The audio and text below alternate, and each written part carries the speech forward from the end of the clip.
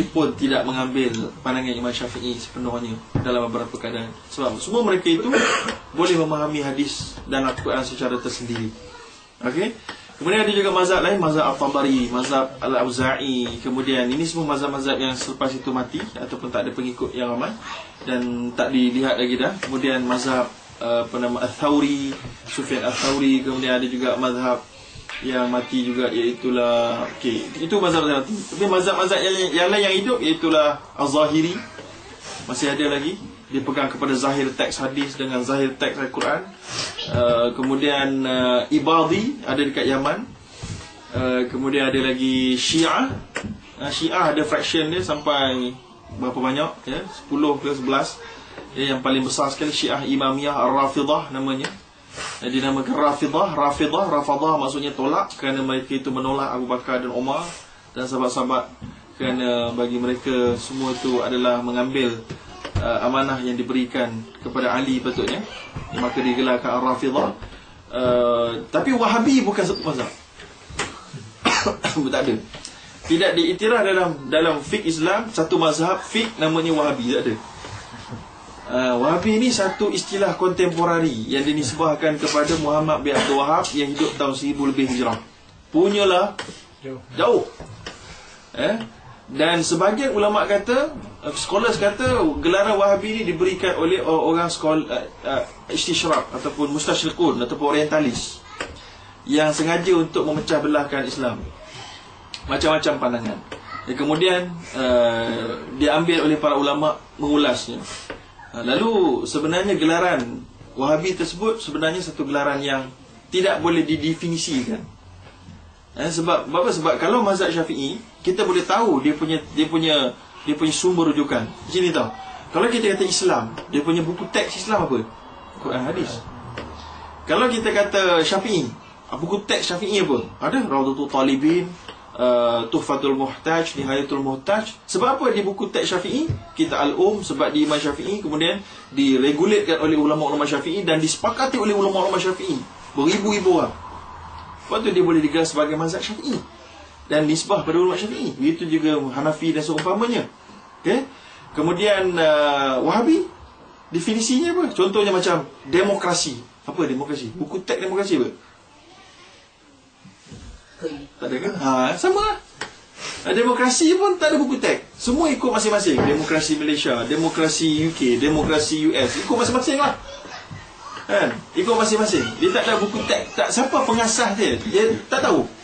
Ada pengasas mungkin, tapi mungkin dia diubah-ubah ikut suka hati. Jadi dia tak ada definisi. Begitulah juga dengan Wahabi. Dia tak ada satu definisi. Tak ada. Jadi Muhammad Abdul Wahab tidak ada namakan dia satu definisi.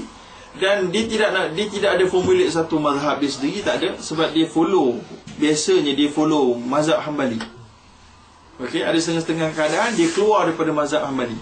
Tapi itu tak menyebabkan dia dianggap mazhab sendiri, tak. Sebab Imam Al-Ghazali, Imam Abu Hamid Al-Ghazali yang mati pada tahun 505 Hijrah, yang terkenal dengan kitab Ihya Ulumuddin, dia pun mazhab Syafi'i. Tetapi ada beberapa pandangan yang tidak sama dengan mazhab Syafi'i. Sebab itulah di kalangan ulama Syafi'i, Abu Hamid Al-Ghazali ini digelar Ashabul Wujuh. Dia ada mujtahid, dia ada bawah lagi mujtahid ni Ashabul Wujuh.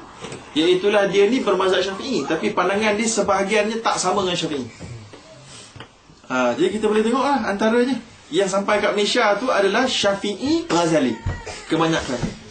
Sebab Malaysia, ulama Nusantara kebanyakannya kita merujuk kepada kitab Ihya Ulumuddin dan lain-lain kitab daripada Imam Al-Ghazali. Sebab itulah Syafi'i yang diamalkan di Malaysia, kalau kita merujuk pada buku teks Syafi'i, lain.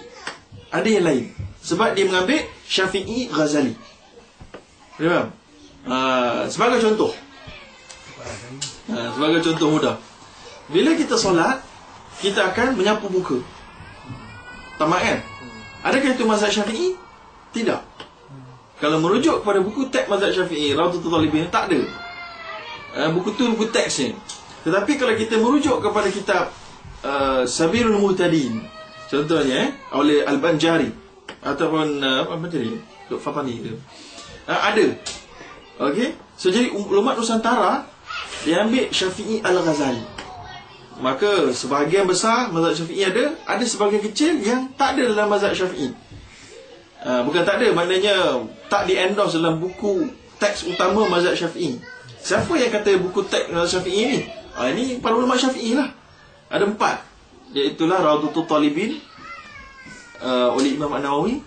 Kemudian Fathul Aziz oleh Imam Ar-Rafi'i.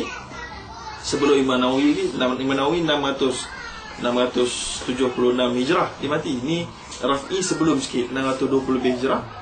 Ya, kemudian yang kemudian ada Imam Ar-Ramli dan Imam Ar-Ramli dengan siapa nama tu? Imam Ibn Hajar Al-Haytami. Ada 4 kitab. Ya, dan kitab Al-Um bukan rujukan utama setiap detail mazhab Syafi'i. Kitab Al-Um dia umum. Yang detail yang tadi ni. Baik, jadi sekarang ni kita mazhab apa sebenarnya? Jadi banyak mazhab tadi tu. Jadi mujtahid, ada mujtahid mutlak, Imam Syafi'i sebagainya, dan Wahabi bukan satu mazhab. Sebab itulah ada macam Dr. Hasri Zainal Abidin, bila orang kata kamu Wahabi, dia kata aku tak tahu Wahabi itu apa. Bagi saya dia kata dia tak tahu sebab apa? Sebab tidak ada definisi khas dan buku teks sebenarnya inilah Wahabi. Ini package ni, tak ada. Cuma orang selalu meletakkan sendirilah, maknanya Wahabi ni ciri dia. Sebenarnya tak betul, sebab tak tahu mana satu ciri. Lepas tu orang kata inilah Wahabi, ni buku ni penulis dia Wahabi. Macam mana kamu tahu dia Wahabi? Tak tahu. Sebab kalau ulama Syafi'i dia tulis satu buku kitab, dia kat belakang tu dia nisbahkan diri dia kepada mazhab Syafi'i. Asy-Syafi'i ujung tu. So orang tahu dia ni mazhab Syafi'i. Tapi ada sebahagian ulama yang menulis buku yang mengatakan Allah itu ada jisim. Allah tu ada jisim. Tangan Allah, tangan betul. Macam mana tak tahu. Tapi ada tangan suruh. Kan? Lalu orang kata, tu Wahabi duk kata Allah ada badan, ada jisim. Tapi yang penulis buku tu betul ke Wahabi? Tak tahu.